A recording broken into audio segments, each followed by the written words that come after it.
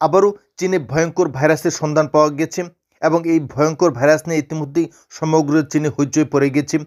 ব্যাপক সংখ্যায় মানুষ আক্রান্ত হচ্ছেন বলে জানা গেছে। ইতিমধ্যেই সামাজিক যোগাযোগ মাধ্যমে যে বিষয়টা স্পষ্ট হয়ে উঠেছে তা হলো চীনা প্রশাসন এ সম্পর্কে কোনো ধরনের তথ্য সম্প্রচারের ক্ষেত্রে ব্যাপকভাবে সেন্সর চালাচ্ছে। তবে এটা সত্য ঘটনা যে চীনে ব্যাপক হারে আবারও নতুন করে এক ভাইরাসের সন্ধান পাওয়া গেছে, যাতে করে বহু মানুষ আক্রান্ত হচ্ছেন। যদি মানুষ প্রাথমিকভাবে ইনফ্লুয়েঞ্জায় আক্রান্ত হচ্ছেন, কিন্তু পরবর্তীকালে সে সমস্ত রোগীদের দেহে আরও বিভিন্ন ধরনের জটিল ভাইরাসের সন্ধান পাওয়া গিয়েছে বলে জানা গিয়েছে।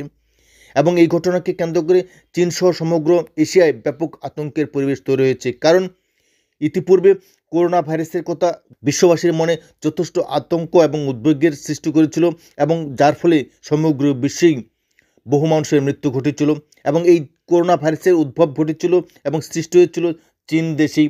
তাই অনেকেই আবারও আশঙ্কা প্রকাশ করছেন যে সমগ্র বিশ্বেই নতুন করে এই চীনা ভাইরাসের ব্যাপক প্রাদুর্ভাব ঘটবে, নতুন করে মহামারীর সৃষ্টি হবে। এ নিয়ে সমগ্র বিশ্বেই এক আতঙ্কের পরিবেশ তৈরি হচ্ছে।